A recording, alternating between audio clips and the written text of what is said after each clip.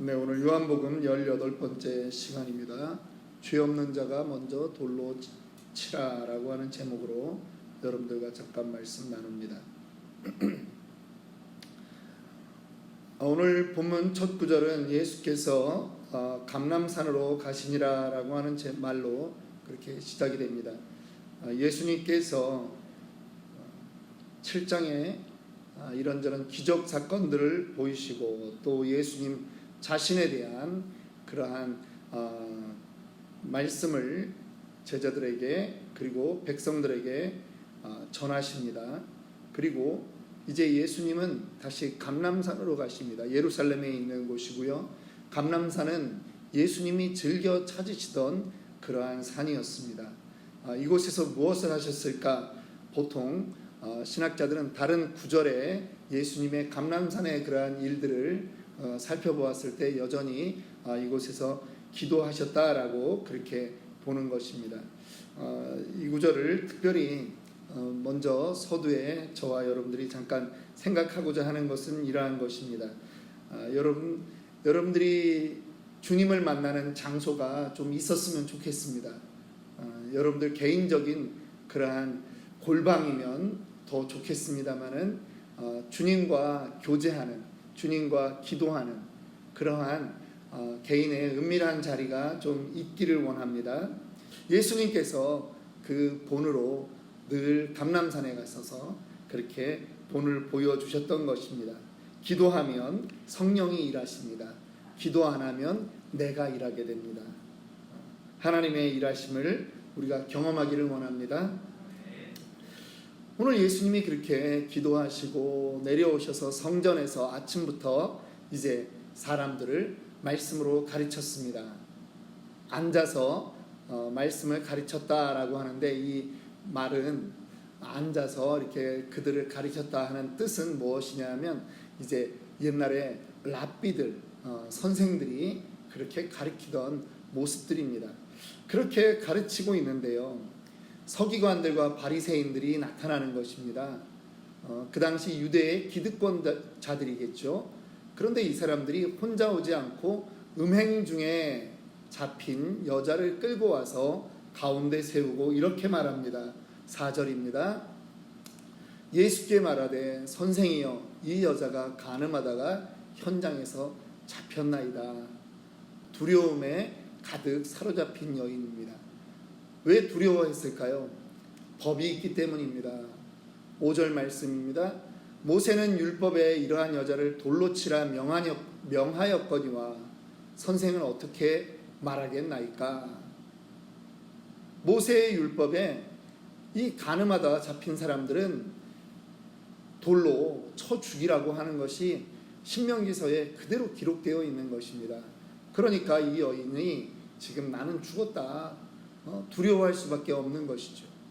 그런데 그 여인을 공회로 데려가서 처리하면 되는데 굳이 지금 예수님 앞으로 데리고 온 이유가 있습니다. 사도 요한이 그거를 이렇게 적습니다. 그들이 이렇게 말하면 고발할 조건을 얻고자 하여 예수를 시험함이러라 라고 말하는 것입니다. 신명기 22장 22절에는요 간음한 사람은 남자, 여자 모두 다 혼자 간음할 수 없는 것이니까 어덜터리 이 사건이라고 하는 것은 쌍방간의 문제인 것이니까 둘 다 데려다가 돌로 쳐 죽여라. 석형을 하라는 것이죠. 돌로 죽이는 것입니다. 오늘날에도 여러분 그 싱가포르라든가 혹은 뭐 아랍권의 그러한 나라들에서는 태형을 하지 않습니까? 어떠한 잘못을 하면 채찍으로 사람을 때리는 그러한 일들을 진행하곤 합니다. 오늘 이 여자가 처하는 벌은 돌에 맞아 죽어야 되는 그러한 일입니다. 근데 아이러니한 게 있습니다. 이게 좀 이상한 게 있지 않습니까? 둘이서 해야 되는 범죄인데 지금 여자 하나만 지금 잡혀온 거예요. 그 시대가 어떤 시대인가를 지금 우리에게 알려주는 것이고 지금 이들이 어떠한 그러한 계략이 있다라고 하는 것을 지금 보여주고 있는 것입니다. 지금 예수님이 시험 당하는 것입니다. 만약에 예수님이 평상시에 사람들에게 얘기하듯이 사랑해야 된다, 감싸 안아야 된다라고 해서 이 여인을 사랑하라, 용서하라 라고 말한다면 예수님은 지금 누구의 법을 어기는 것이 되겠습니까? 모세의 법을 어기는 것이 되는 것입니다. 모세는 분명히 이러한 사람은 돌로 쳐 죽이라고 했거든요. 그런데 또 만약에 예수님도 모세의 법에 그렇게 되었으니까 내가 더 이상 할 말이 없다. 아니, 이어지는 이 여인은 더군다나 현장에서 잡힌 여인인데 내가 무슨 할 말이 있겠느냐? 그러면 너희가 모세의 법대로 하라. 돌로 쳐 죽여라. 라고 말한다면 지금 또 무슨 법에 저촉이 되느냐 하면 로마의 법에 저촉되는 것입니다. 로마의 법에는 식민지 백성들에게 무엇을 허용하지 않느냐 하면 사형 집행을 허용하지 않는 것입니다. 그들이 이 죄는 사형에 해당한다라고 말을 해도 그 결정은 누가 하느냐? 로마에서 해주는 것입니다. 예수님이 결국은 사형을 당할 때도 마찬가지지 않았습니까? 빌라도가 그거를 허용해야 되는 것입니다. 그렇듯이 지금 이 여인의 문제는 예수님에게 아주 곤란한 것입니다. 이걸 모세의 법대로 하자니 로마의 법을 어기는 거고, 예수님의 사랑의 법을 적용하자니 지금 모세의 율법을 어기는 것이 되는 것입니다. 도저히 빠져나갈 수가 없는 것입니다. 아마 바리새인들과 서기관들은 야, 이제 예수를 우리가 올가미에 지금 넣을 수 있게 되었다라고 말하는 그러한 자신만만한 모습들이 지금 이 자리에 있었을 것 같습니다. 제가 바둑을 잘 모르는데 뭐 이렇게 대마를 딱 잡는다 할 때 이럴 때 뭐라고 하는 거죠? 외통수에 몰렸다라고 합니까? 제가 아는 단어는 아다리밖에 없어가지고 아주 예수님이 피해 나갈 수 없는 그러한 것입니다. 그런데요, 예수님이 어떻게 하시냐면 6절 마지막을 보니까 예수께서 몸을 굽히사 손가락으로 땅에 쓰시니 군중들도 흥분했습니다. 아니, 이 대명천지에 이 아침부터 간음을 하는 여자가 있다니 뭐 이러면서 그렇게 있는데 예수님이 자리에 앉으시는 겁니다. 몸을 굽혀서 손가락으로 땅에 쓰셨습니다. 무엇을 썼을까요? 성경학자들은 보통 이럴 때 십계명을 쓰신 것 같다 이렇게 이야기하는데 뭘 썼는지 모르겠습니다. 그리고 7절에 보니까 예수님이 일어나서 그들이 계속 재촉하는 것입니다. 그들이 묻기를 맞이 아니하는지라 이에 일어나 이르시되 너희 중에 죄 없는 자가 먼저 돌로 치라 하시고 다시 몸을 굽혀 손가락으로 땅에 쓰시니 2번 쓰시는 겁니다. 그랬더니 이상한 일이 발생했습니다. 그들이 이 말씀을 듣고 양심의 가책을 느껴 어른으로 시작하여 젊은이까지 하나씩 나가고 오직 예수와 그 가운데 섰는 여자만 남았더라. 여러분, 아주 희한한 일이 생긴 것입니다. 도대체 예수님이 무엇을 하셨길래 너희 중에 죄 없는 자가 먼저 돌로 치라고 하는 이 말씀 한마디에 그 기세등등했던 사람들이 다 양심의 가책을 느껴서 어른으로 시작하여 젊은이까지 하나씩 나가버렸다라고 하는 말이 나타날까요? 제가 참 이해가 안 되는 부분이 이것입니다. 너무 많이 들은 말씀이고 세상에서도 교회를 안 다니는 사람도 이 말씀에 대해서는 너무나 많이 알고 있습니다. 그리고 오히려 또 예수님의 너희 중에 죄 없는 자가 돌로 쳐라 라고 했더니 사람들이 다 양심의 가책을 느껴서 지금 다 갔다라고 하는 이것이 마치 솔로몬의 재판과 같이 너무나 명재판으로 그렇게 우리들에게 소개되고 있습니다. 예수님의 이 말씀 한마디에 파워가 느껴졌다라고 그렇게 사람들이 말하는 경우도 있습니다. 그런데 아무리 생각해도 이 구절이 그렇게 능력 있는 말씀이냐, 마치 갑자기 성령이 이 자리에 역사하셔가지고 예수님이 저 한마디 하셨는데 그냥 성령이 감화감동으로 사람들의 마음에 자기들의 과거의 죄들이 생각나는 것입니다. 나도 옛날에 음욕을 품었던 적이 있었지. 우리식으로 얘기하면 나도 고등학교 다닐 때 야동을 본 적이 있지. 내가 어떻게 이 여인에게 돌을 던질 것이냐라고 하면서 지금 다 물러나는 것입니다. 흩어지는 것입니다. 그러한 것입니까? 지금 우리 다시 한번 이 재판에 대한 부분을 묻고 싶은 것입니다. 이 재판이 당신들의 마음에 음욕을 품었느냐 안 품었느냐에 대한 재판입니까? 아니면 현장에서 간음하던 여인에 대한 재판입니까? 이거는요, 음욕을 품었느냐 안 품었느냐를 가지고 재판하는 것이 아니라는 거예요. 뭐냐면 지금 현장범을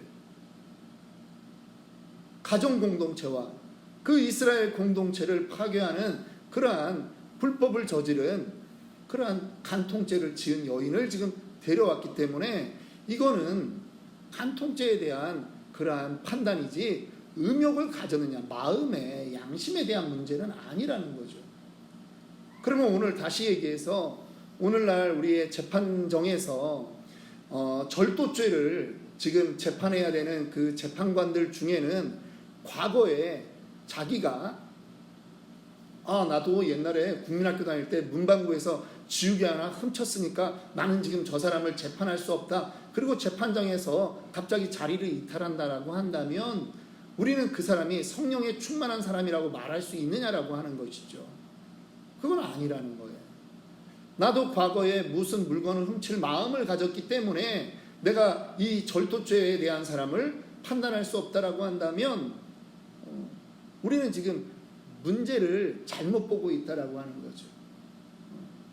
내가 과거에 음욕을 품은 것과 상관이 없이 지금 현장에 실정법을 어긴 그 여자에 대한 지금 처벌의 문제거든요. 그런데 이것을 우리는 그동안 많이 어떻게 이해를 해왔느냐 하면 성령이 강하게 역사하니까 예수님의 그 말씀 한마디에 너희 중에 죄 없는 자가 돌로 치라고 하니까 성령의 그 감동으로 사람들이 양심에 찔려서 양심의 가책을 받고 다 떠났다 이렇게 생각했다라고 하는 거죠. 혹은 어떤 목사님은 예수님이 그 바닥에 앉아서 쓴 이름들이 그 여인과 관계를 맺었던 사람들의 이름을 다 쓰고 있었다. 예수님이 전지전능하시니까 그래서 사람들이 자기 죄도 들통날 것 같아가지고 지금 도망갔다. 근데 지금 이 분위기가요, 지금 성전 안에 있는 거고 지금 요 몇몇 사람만 있는 것이 아니라는 거예요. 지금 군중들이 지금 다 둘러 앉아서 보고 있는 것입니다. 군중들 중에도 흥분한 사람이 있다라고 하는 것이죠. 모세의 율법을 어기다니 라고 하면서 지금 기세등등한 그러한 것이라는 거죠. 우리는 이 사람들의 의도를 압니다. 이 사람들의 의도가 지금 예수님을 지금 올무에 지금 잡아놓고자 하는 것이죠. 함정에 빠뜨리고자 하는 것이죠. 이 사람들이 지금 만약에 현장에서 지금 잡은 여인이라면 이 여인을 데리고 어디로 가야 됩니까? 공회로 가야죠. 재판정으로 가야지. 지금 예수님 앞에 올 일이 아니라는 거죠. 그리고 사람들이 다 떠났다 하나씩 나가고라고 하는 말이 다 성전을 나가서 자기 집으로 갔다는 말이 아니라 지금 예수님 앞에 기세등등하게 이 앞에 나타났다가 지금 한 사람씩 뒤로 물러나서 그냥 군중 속에 서 있는 겁니다. 지금 우리는 이 부분이 예수님이 어떻게 했을까라고 하는 그러한 부분에 대해서 저 역시도 궁금할 수밖에 없는 것입니다. 그런데 다시 모세의 율법을 다시 보아야 합니다. 신명기 17장 6절 7절 제가 말씀을 읽도록 하겠습니다. 죽일 자를 두 사람이나 세 사람의 증언으로 죽일 것이요 한 사람의 증언으로는 죽이지 말 것이며, 어떤 문제가 있을 때 죽일 수 있다라고 하는 것입니다. 신명기 17장 6절은 그렇게 말씀합니다. 죽일 수 있다는 것이에요. 그런데 한 사람의 증언으로는 안 된다라고 하는 거예요. 두세 사람의 증인이 있어야 된다라고 하는 것입니다. 그러면서 무슨 말을 했느냐? 7절 이어지는 말씀에 이런 자를 죽이기 위하여는 증인이 먼저 그에게 손을 댄 후에 뭇 백성이 손을 댈지니라 라고 말하는 것입니다. 지금 이 여인을 죽이기 위해서는 누가 먼저 돌을 들어야 되느냐? 증인이 돌을 들어야 되는 것입니다. 증인이 돌을 들지 않는데 그 여인의 죽음에 대해서 다른 사람은 더더군다나 책임질 수 없는 것이라고 하는 거죠. 지금 서기관과 바리새인들이 예수님에게 기세등등하게 나타나면서 예수님을 올무에 넣었다, 함정에 빠뜨렸다, 이제는 예수는 더 이상 빠져나갈 것이 없다라고 말할지 모르지만 그들의 악함이 있는 것입니다. 뭐냐면 그들은 지금 증인조차도 확보되지 않은 여인을 지금 예수님 앞에 데리고 와서 예수님을 시험에 들게 하려고 하는 것입니다. 예수를 지금 시험하는 것입니다. 예수님이 지금 그들에게 모세의 율법을 정확하게 말해주는 것이에요. 오케이, 증인부터 먼저 해라. 너희들에게 죄 없는 자가 먼저 돌을 쳐라, 돌로 쳐라라고 하는 그 말은 모세의 율법을 인정하겠다라고 하는 것입니다.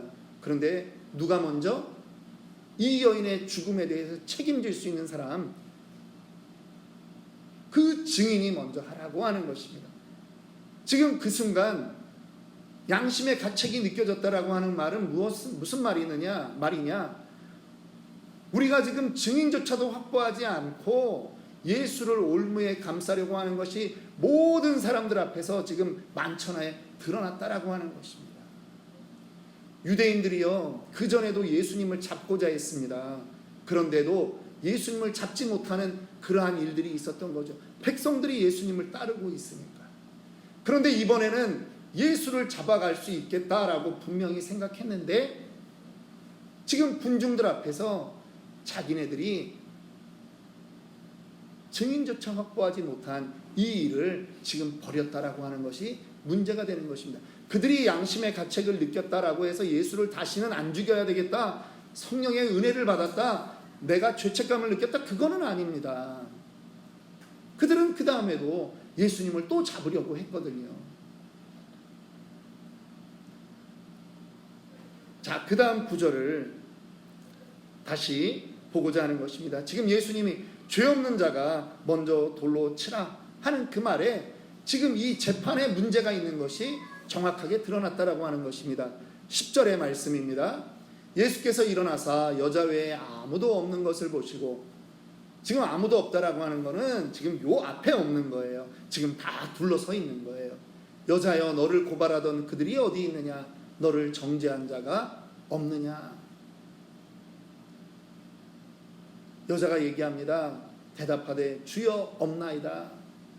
지금 세상에 그 법으로 고발하던 자들은 지금 다 군중 속으로 숨어 들어가 있는 것입니다.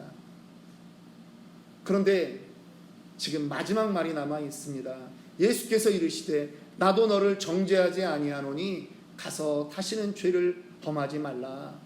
이 여인의 앞으로의 삶에 대해서 예수님이 다시는 죄를 범하지 말라라고 말하는데 이 말이 중요한 말이 아니라는 것이죠. 나도 너를 정죄하지 않겠다라고 하는 이 말이 오늘 이 본문 말씀의 핵심인 것입니다. 서기관들과 바리새인들은 정죄할 자격이 없음에도 불구하고 증인도 없으면서 이 여인을 데리고 나와서 정죄하려고 했던 그러한 존재들이었다면, 예수 그리스도는, 사도 요한이 지금 여기에 기록하고 있는 의미는 무엇이냐?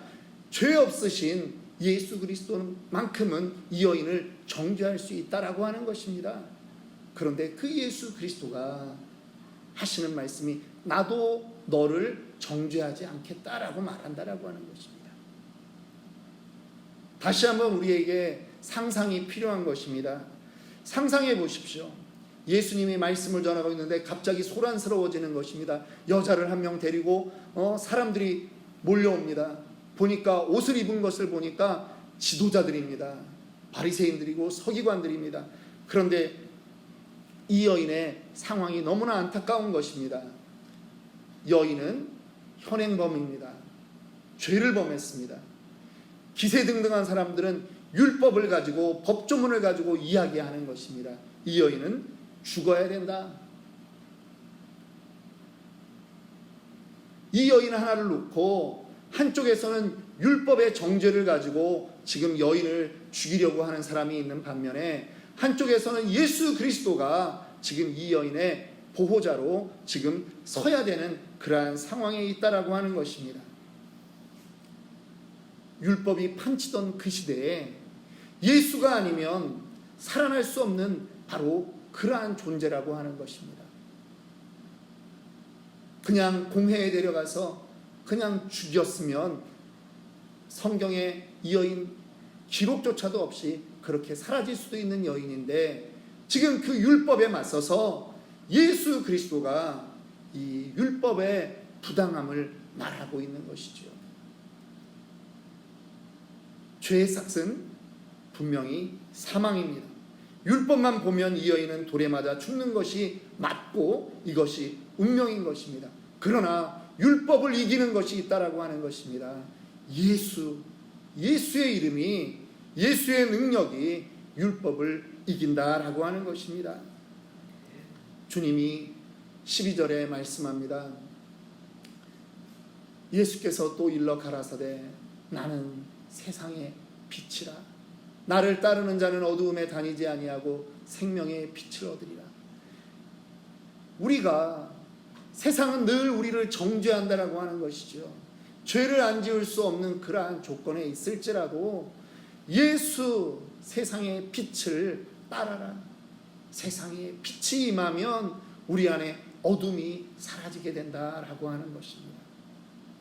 오늘 우리가 붙잡아야 되는 그 예수, 사도 요한이 지금 이 부분에 말하고자 하는 것이 있는 것입니다. 죽을 인생이 바로 그 여인뿐만 아니라 우리라고 하는 것입니다. 율법의 정죄로 늘 죽을 자리에 있는 것이 바로 우리라고 하는 것입니다. 세상은 우리를 정죄합니다. 네가 그러고도 예수 믿는 자냐? 네가 그러고도 구원받았다라고 말할 수 있느냐? 네가 그러고도 교인이라고 말할 수 있느냐? 세상은 늘 우리를 정죄한다라고 하는 것입니다.